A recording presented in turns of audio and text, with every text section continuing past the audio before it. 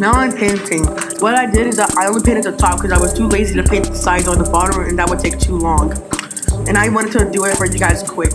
But another way is you see the little metal balls on the side. That's just where you use to put the holes to make the dice.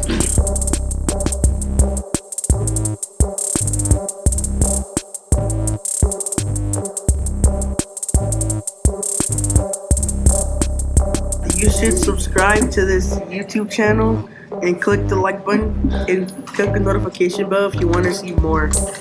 Bye.